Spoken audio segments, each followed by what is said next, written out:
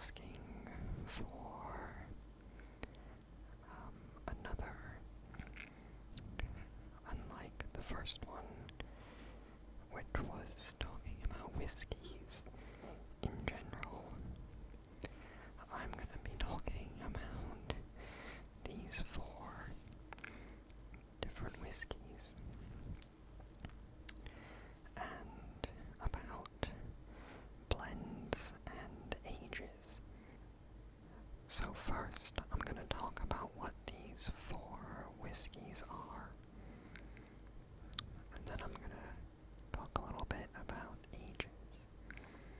So this whiskey is a bourbon. It's from Kentucky. It's made by Four Roses, and it is a small batch.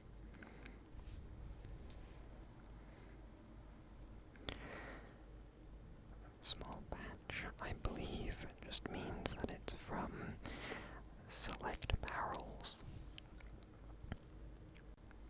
It's a blend of whiskeys made by this company.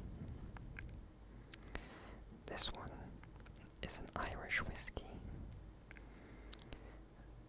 that is aged in used barrel casks.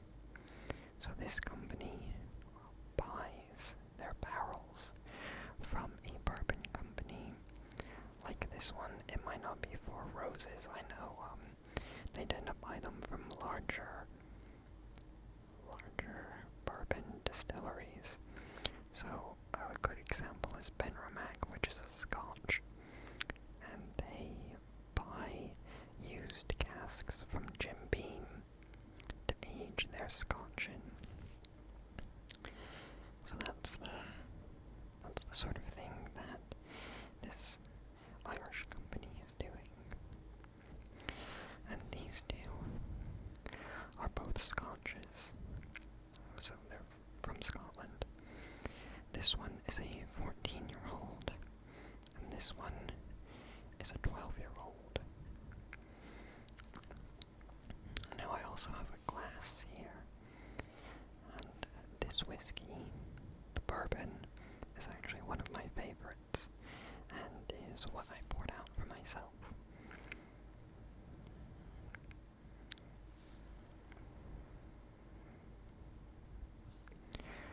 Right, so ages. So this one is 12 years, this one is 14, and this one is 10. Bourbons in general are 3 years aged. So the fact that none of these are single cask means that none of them are 100% of the age that is stated on the bottle. What the age means is that it's a blend, and that blend, the age that's on the bottle is the oldest whiskey that's used in the blend. So the oldest whiskey here is the 14-year-old, and this blend the oldest whiskey used in it is 14. But unless it's single cask, then it's a blend. And single cask means that they take the whiskey straight from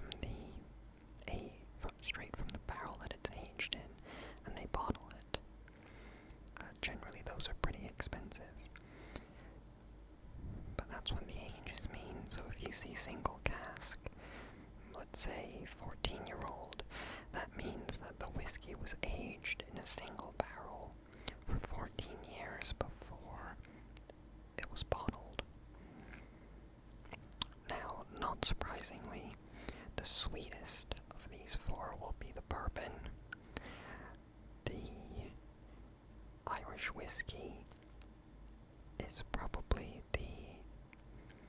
I'm not going to say smoothest. People describe Irish whiskey as being very pretty, and their prettiness is what Irish whiskey is known for. And one of the reasons why I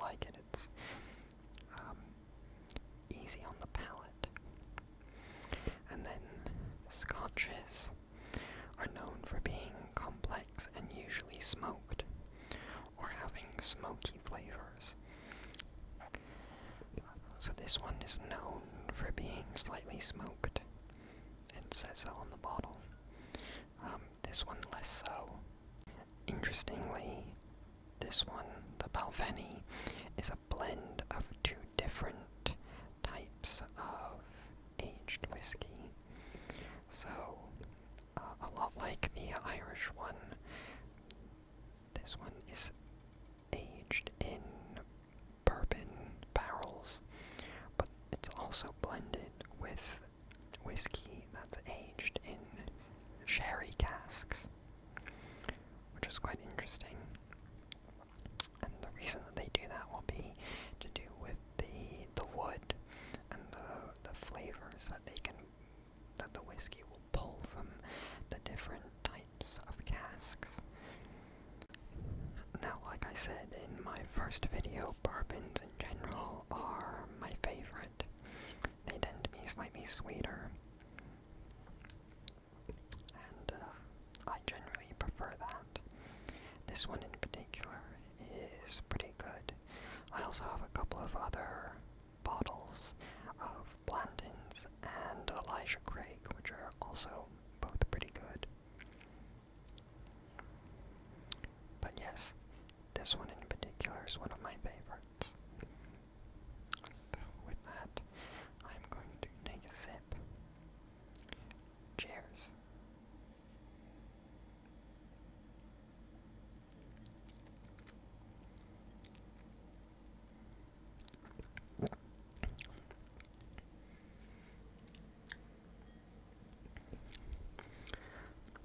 The first sip is always quite intense for me.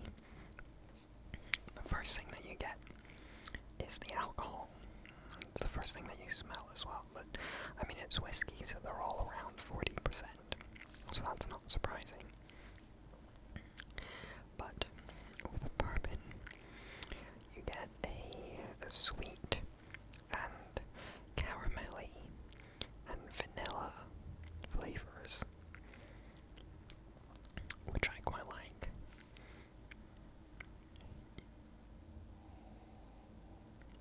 The smell is also caramelly and vanilla-like.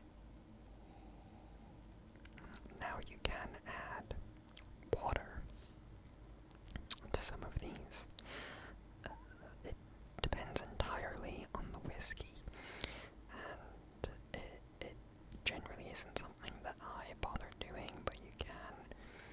And the only way really for you to know if it's going to positively affect a whiskey is to experiment with it and to add just a drop or two to the whiskey to see if it affects the flavor in a positive way for you.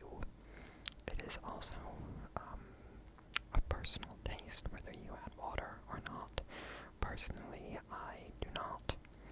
In the same way that I don't add ice either, but that's, again, something that's a personal preference.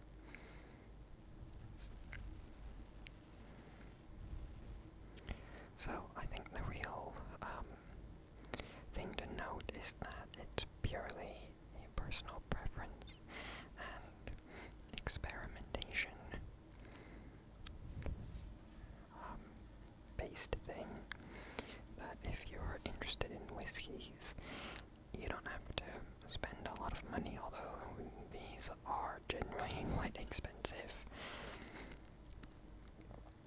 But even just buying normal whiskeys and experimenting with adding water to them, or even making cocktails with them, although personally I wouldn't make cocktails with any of these, you can.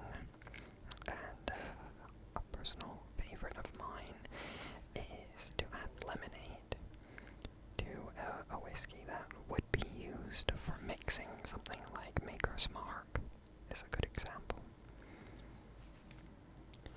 Another good drink to make with whiskey would be orange juice. Just orange juice and whiskey. It sounds a little bit weird, but it's pretty good. And it's easy to drink. this has been another whiskey video, and I've sort of rambled a little bit, but I hope you like it.